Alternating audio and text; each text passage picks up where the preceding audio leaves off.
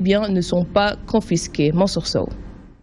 Dans son réquisitoire, le président des chambres africaines extraordinaires, le juge burkinabé Gustave Kam, a dressé un tableau très sombre des 8 ans du régime de l'ancien homme fort de N'Djamena. Entre torture, sévices corporels, brimades, esclavage sexuel, détention illégale, traitement cruel et inhumain, homicide volontaire, pratique d'exécution sommaire, enlèvement de personnes et de leur disparition. Hissène Habré est ainsi peint comme un sanguinaire. Autant d'actes qui lui ont valu la perpétuité en vertu de l'article 10 de la Constitution. Décision qui agrée les victimes et leurs avocats. À un certain moment, on avait même dit que le Tchad était inexistant. Parce qu'il y avait tellement de la terreur un peu partout.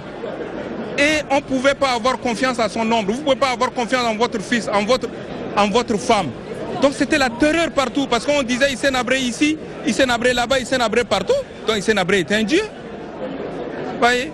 Donc aujourd'hui, c'est nous qui sommes forts. Le V a changé de camp. Le V, c'est maintenant ici, c'est pas là-bas. Quel que soit l'espace où vous pouvez vous cacher, vous quittez le Tchad pour venir vous cacher au Sénégal, vous ne pouvez pas échapper. Et c'est la question de la territorialité de la justice, de la compétence universelle. Et donc aujourd'hui, aucun Africain, aucun président africain ne peut plus penser qu'à sa chute, il peut aller se réfugier dans notre pays africain et échapper à la justice. Ce procès a valeur d'exorcisation des traumatismes subis par ces victimes tchadiennes. Si ce verdict fait le bonheur des victimes, tel n'est pas le cas du côté des avocats et partisans de l'ancien président tchadien. S'exprimer en dernier lieu de ce qu'on a à dire. J'ai accueilli cette décision avec beaucoup de déception. Je ne m'attendais vraiment pas à cette décision. L'accusation n'a pas pu prouver la culpabilité du président Habré.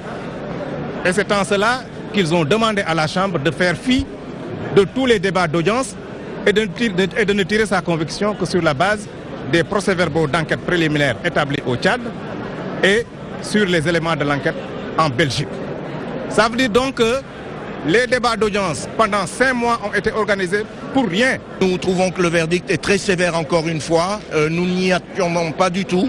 Voilà, et donc nous attendons d'avoir l'intégralité de l'arrêt qui a été rendu par la Chambre pour en connaître les véritables motivations, parce que de la lecture de ce que nous avons entendu ce matin, donc des extraits de cet arrêt, nous avons eu l'impression en fait d'entendre également une lecture partielle du réquisitoire du ministère public dans cette affaire. Ce feuilleton judiciaire ouvert le 20 juillet 2015 devant les chambres africaines extraordinaires aura duré 56 jours et vu défiler 93 témoins.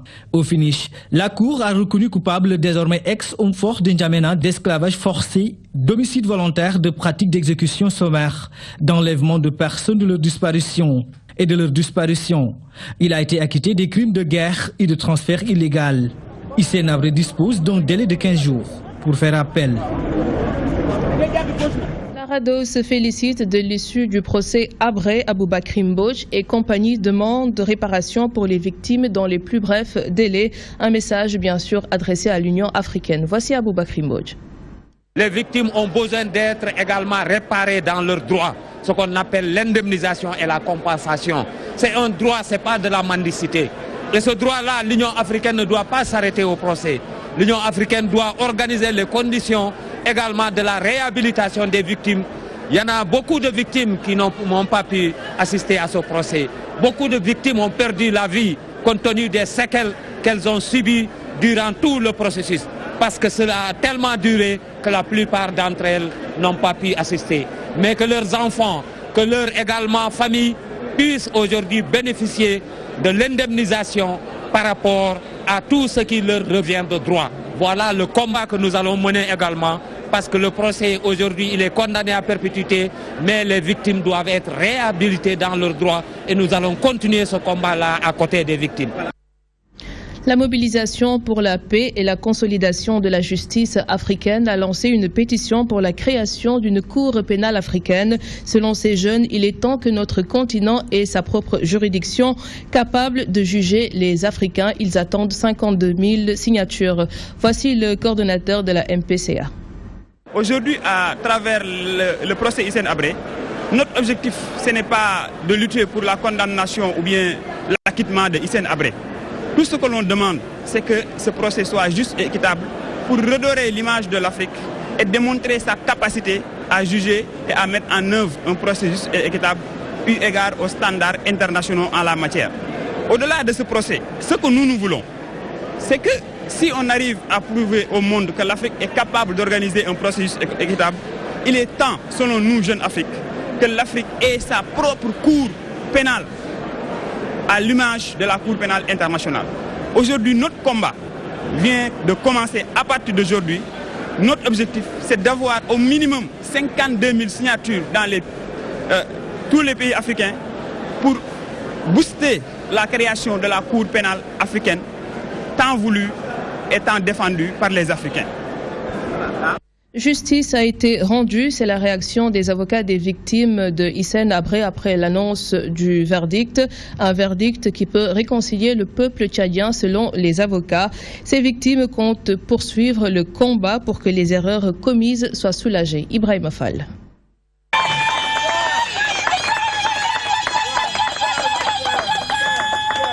Ce ne sont pas des cris de détresse, mais plutôt des cris de joie et de fierté. Après la condamnation à perpétuité de l'ancien homme fort de N'Djamena, Hissène Habré, le témoignage de la femme victime de viol a été décisif pour le verdict de ce procès, selon les avocats de la partie civile. Depuis le début, en 2000, que j'ai travaillé avec ces femmes, c'est seulement en 2013 que j'ai pu arracher cette phrase « j'ai été violée » d'une des femmes. Mais depuis 2000, il a fallu que je travaille d'arrache-pied pour qu'elles comprennent la nécessité de dire qu'elles ont été violées. Pour ces avocats, ce verdict peut constituer un des facteurs essentiels pour la réconciliation du peuple tchadien. Oui, je pense qu'une des vertus de la justice, c'est d'ouvrir la porte à la réconciliation. Il ne peut pas y avoir de réconciliation sans vérité. Aujourd'hui que la vérité est faite, la victime qui voit son statut de victime être reconnu est prompte à pardonner.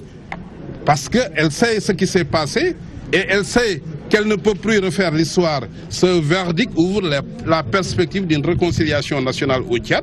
Interpellés sur la non-comparution de l'actuel président du Tchad, ces avocats rappellent que Idriss Déby n'est pas leur plaignant. Sans preuve, il n'y aurait pas eu cette décision qui était tombée ce matin. C'est parce que nous avons travaillé avec preuve. Nous avons eu des déclarations des rescapés des geôles de Hissène Habré qui ont témoigné, qui nous ont permis de travailler. Nous, de tout temps, on a dit, nous connaissons nos bourreaux. Je ne sais pas pourquoi les gens veulent absolument nous amener sur le terrain Idriss Déby quand nous n'avons pas eu de plaignants contre Idriss Déby. Au total, 4350 personnes se sont constituées partie civile. Leurs avocats enclenchent les procédures d'indemnisation ce mardi. Les chambres africaines extraordinaires arrivent à la fin de sa mission en attendant la mise en place d'une autre juridiction chargée de juger des dirigeants africains. À Ouakam, les riverains accueillent difficilement ce verdict. Ils ont affiché leur mécontentement et s'interrogent sur le sort des autres personnes incriminées dans ce procès et qui ne sont pas inquiétés. Bien sûr, ils font allusion à l'actuel président du Tchad, Idriss Déby, qui selon eux devait comparaître dans ce procès. D'autres habitants du quartier estiment que le pays doit se féliciter de la bonne tenue du jugement, une première en Afrique. El Haj Moussabey. C'est officiel. L'ancien président tchadien est acquitté pour crime de guerre, mais condamné à perpétuité pour esclavage forcé, homicide volontaire, crime de viol et torture. À Ouakam, à la ruelle 201 menant à la demeure de l'ex-homme fort de N'Djamena. C'est le calme total après la tombée de la sentence.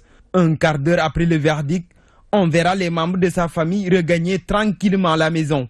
Sur ces images, nous les apercevons revenant du palais de justice où ils étaient partis soutenir l'ex-président du Tchad. Certains ont préféré rester dehors, affichant la mine des mauvais jours.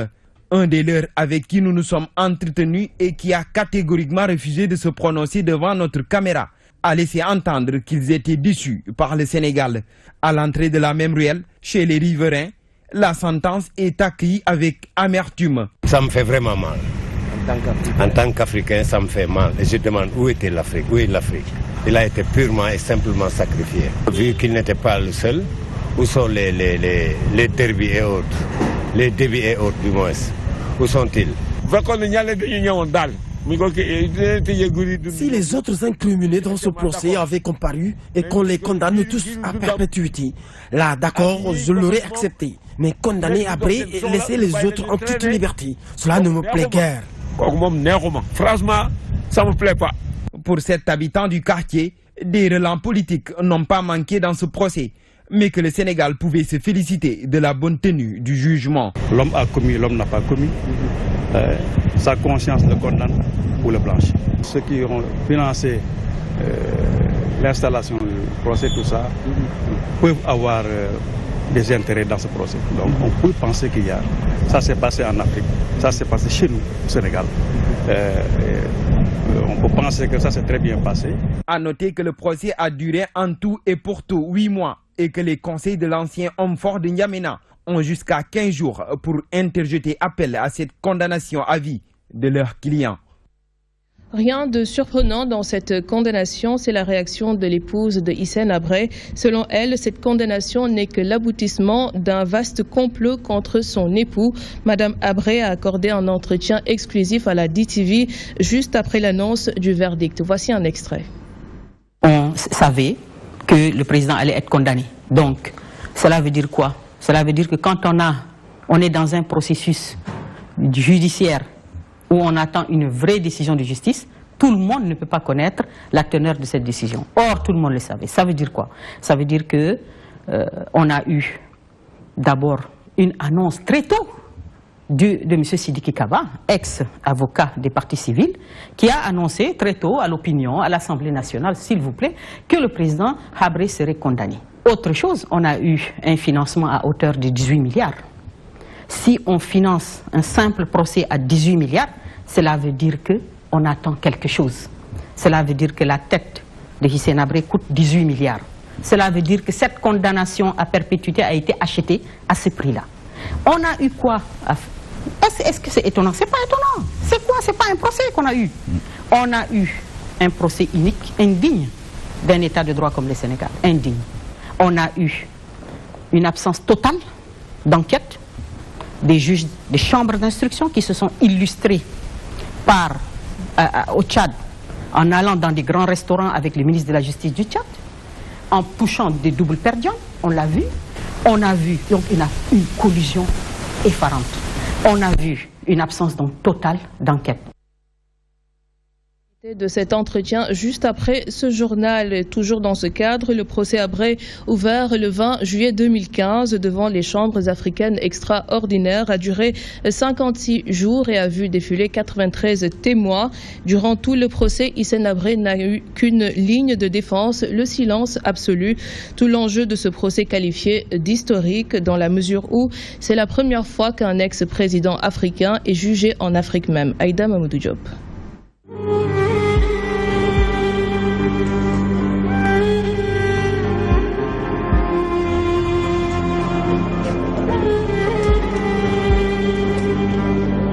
Procès à peine ouvert, les avocats d'Hissène Habré annoncent qu'ils refusent de se présenter à la barre, voulant imposer la politique de la chaise vide.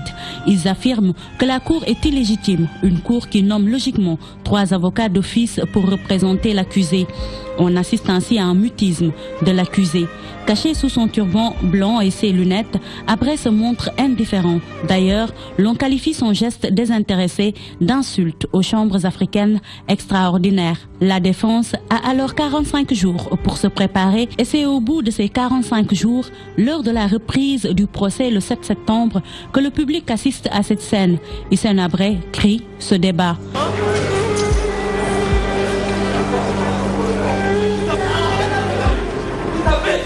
Et par la force est amené à sa place d'accusé dans le tribunal.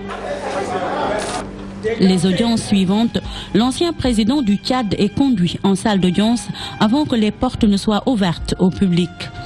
Il reste silencieux, garde un mutisme total face aux 90 témoins cités à la barre. Lui ne répond pas au procureur général et pendant 56 jours, ce silence envahit la salle d'audience.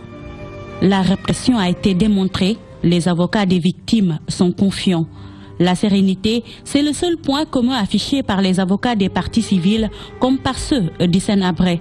Pour l'équipe qui défend les victimes, dirigée par Jacqueline Moudeina, malgré le silence de l'accusé, le rôle clé de l'ex-président du Tchad dans le système de répression a bel et bien été démontré devant la cour. Devant cette cour, les victimes se sont succédés. Témoignages poignants qui enfoncent de jour en jour Habré, viol, torture, crimes abominables. Après le passage des 93 témoins, Mbacké Fall, le procureur général des chambres africaines extraordinaires, a requis la réclusion criminelle à perpétuité à l'encontre de l'ancien président tchadien au terme d'un long réquisitoire d'environ 7 heures. Ceci après une bataille judiciaire menée durant plusieurs années par les plaignants et leurs avocats. Les avocats de Habré, eux, ont plaidé l'acquittement pur et simple de leurs clients.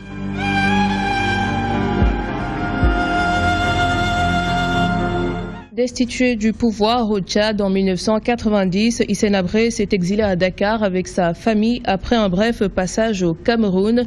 Brillant étudiant, chef de guerre devenu président de la République, Habré a tenu tête à Kadhafi au sommet de sa gloire. Retour sur le parcours d'un homme aux différentes facettes avec Codé Ndiaye. Hissène Habré, l'évocation de son nom rappelle à l'opinion internationale la longue guerre qui a secoué le Tchad jusqu'en 1991, une période très sombre de l'histoire de ce pays.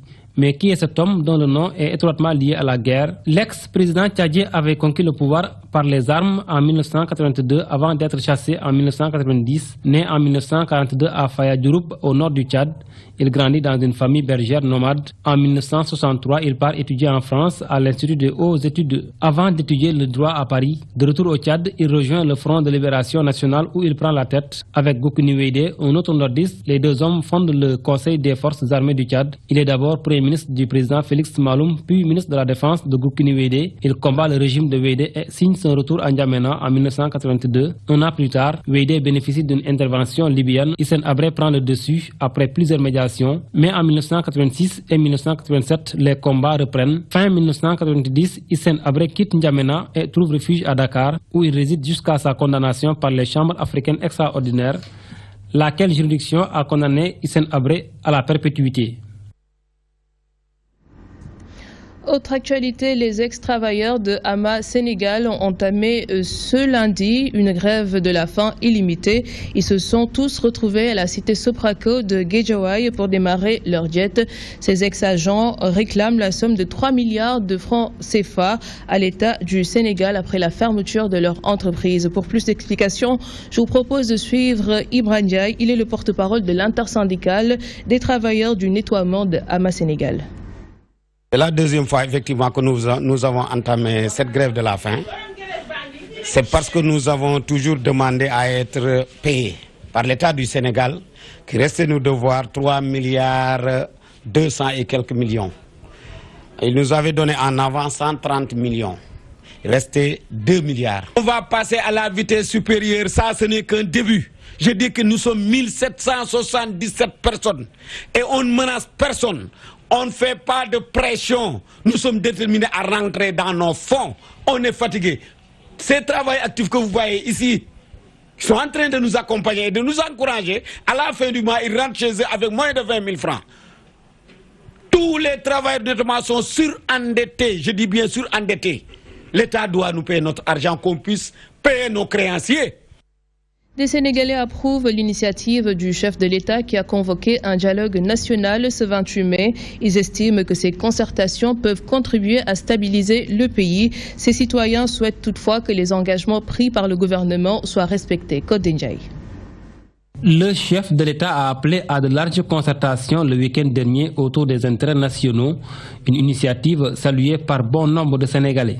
Très bonne initiative. Donc vraiment, on a apprécié vraiment la main tendue du président, surtout que c'est toujours pour le bien du Sénégal dans sa globalité. Le pays va se stabiliser du fait qu'ils ont accepté de répondre le président de la République. Ces Sénégalais invitent le chef de l'État à veiller au suivi de ces discussions et à la mise en œuvre des conclusions. C'est un geste vraiment positif, mais toujours derrière, avec les politiciens, comme on nous a habitués à des rebondissements de temps en temps, on apprécie peut-être l'idée, mais derrière toujours le suivi et autres, c'est là où souvent le bas blesse. Si jamais les gens respectent les règles du jeu, ça ne pourra être que bénéfique pour le Sénégal. Mais encore une fois de plus, comme les policiers nous ont habitués à des combinaisons de trucs, donc là tu te perds même. Je trouve que c'est normal, du fait qu'ils ont accepté de répondre le président. Bon, déjà c'est une bonne chose, mais l'essentiel c'est de poursuivre et de faire de telle sorte que les choses se poursuivent normalement. Ces citoyens soutiennent que les opposants absents devraient aller répondre au chef de l'État au lieu d'opter pour la chaise vide. On est dans un pays démocratique. Tout le monde ne peut pas répondre. Même le bon Dieu n'a pas ça. Donc l'unanimité, c'est pas possible. C'est une erreur. D'autant plus que bon, eux aussi ils aspirent à devenir peut-être président demain. Donc le président a appelé à un dialogue. Il serait bien que tout un chacun aille ce qu'ils ont à dire, qu'il aille le dire devant le président. Ces Sénégalais sont convaincus que ces concertations peuvent contribuer à stabiliser le pays. Ils souhaitent toutefois un suivi permanent de ces discussions. Le Parti démocratique sénégalais a participé au dialogue national pour prêter main forte au régime de Macky Sall. C'est l'avis du maire de la commune de Pikine Nord, Amadou Diarra, aussi membre du comité directeur du PDS. Il reste convaincu que ce dialogue est important car il a permis de se pencher sur des questions d'intérêt nationaux. Voici Amadou Diarra. Je vous ai dit que le président Macky Sall est en panne. C'est-à-dire qu'on ne peut pas faire un référendum, réformer la constitution, ça ne fait même pas 2 mois. Tu veux qu'on dialogue sur ça? C'est pas pertinent. Ça veut dire tout simplement le régime est en panne. C'est pourquoi le président de la République, le président Abdoulaye Wade lui a rappelé qu'il n'a pas à se prononcer sur la constitution qui a déjà été votée, entrinée par les Sénégalais. Donc ce n'est pas par. Parlons de l'économie. Parlons de toutes les. Ne parlons pas de Karim Wade. Ne parlons pas de poste de ministre ou d'entrisme dans le gouvernement. Le dialogue national, le PDS a une position et le PDS n'est pas divisé. C'est quelques militants qui ne comprenaient rien, qui sont membres du comité directeur, alors qu'ils ne sont pas d'accord. Défaite successive de Macky Sall à Touba, les apéristes de la cité religieuse invitent le chef de l'État à un forum local pour arrondir les angles en perspective des prochaines élections. Inspirés par le dialogue national, ils étaient en assemblée générale ce dimanche au centre départemental des femmes. Plus de détails avec El Haj Moudegui. Le dialogue national inspire les responsables apéristes de Mbaké. L'initiative du forum, c'est parce que je me suis dit, le président est toujours venu à Touba pour des raisons bien particulières. Soit c'est pour des raisons de ziar, le Magal, soit pour des raisons politiques, comme pendant le référendum. Mais cette fois-ci, j'ai dit, il faut que le président vienne à Touba pour parler aux populations actives. En assemblée générale, ce dimanche au CEDAF de la ville, Morsek, président du comité électoral Benno Bokk Yakaar au dernier référendum à Touba, souhaite un grand rendez-vous entre Macky Sall et les habitants de Touba pour décrisper la situation. C'est que le président vienne dire aux populations de Touba, mais pourquoi vous n'adhérez pas à mon pouvoir, à ce que je vous propose, à ce que je propose aux Sénégalais, le Sénégal émergent. Beaucoup de problèmes seront ainsi évoqués, nous disent les apéristes qui peinent à expliquer jusque-là les défaites successives du chef de l'État dans la ville sainte, nonobstant les gros investissements. Le président gagne, sauf à Touba, où pourtant il est bien accueilli, même quand il est bousculé ici par une partie de la population, par des chahus ou autres, le calife est offusqué, élève sa voix pour dire je ne suis pas d'accord. Les apéristes de Touba ont profité de l'occasion pour recadrer le président du conseil départemental de Mbaké après sa sortie contre l'État du Sénégal sur l'inégale répartition des fonds de dotation. Le Collège ouest-africain a organisé le 3e cours de renforcement de capacité sur les maladies cibles des objectifs du millénaire pour le développement. L'on veut mieux outiller les acteurs de la santé sur la prise en charge du VIH-Sida, la tuberculose, le paludisme et Ebola. Un compte-rendu de Ndeye Fatimlo. L'objectif du millénaire pour le développement 6, OMD, préconise de combattre le VIH-Sida, le paludisme et la tuberculose, des maladies qui tuent énormément de personnes dans le monde, surtout en Afrique. C'est les maladies, c'est les grandes infections, c'est les maladies qui sont encore ici, dans nos pays, et qui ont beaucoup de morbidité et beaucoup de mortalité. Et donc il faut pouvoir les prendre en charge en termes de diagnostic, de traitement, mais aussi de prévention. L'objectif 6 de l'OMD vise à mieux sensibiliser les acteurs de la santé venus de plusieurs pays d'Afrique sur comment traiter ces maladies. Ce troisième cours de renforcement de capacité de ces acteurs l'atteste. Nous cherchons à renforcer le leadership de ces médecins pour la prise en charge de ces affections. C'est de faire en sorte que ça soit un leadership plein, que ces médecins aient un leadership collectif, un leadership de groupe, un leadership individuel pour là où ils travaillent, soit dans les institutions, dans les structures hospitalières, qu'ils puissent, si vous voulez, avoir les bonnes décisions au bon moment et aux bons endroits pour la prise en charge de ces affections. Pendant 5 jours, ces différents acteurs de la santé vont échanger pour trouver des méthodes idoines afin de réduire le taux de mortalité du VIH, paludisme et de la tuberculose en Afrique et atteindre l'objectif 6 des OMD. Le comité permanent pour l'information et les affaires culturelles, COMIAC, se donne comme mission de régler les failles dans sa communication. L'objectif est de revaloriser l'image de l'islam. Ainsi, d'importantes mesures vont être appliquées, comme la création d'une chaîne satellitaire. Le comité entend aussi travailler avec la presse nationale et internationale pour apporter des solutions aux difficultés que rencontrent les pays islamiques. Adjara Sissé. Prendre en charge la communication islamique et vulgariser les acquis de l'OCI, tel est le combat que compte mener le comité permanent pour l'information et les affaires culturelles COMIAC. Un combat qui vient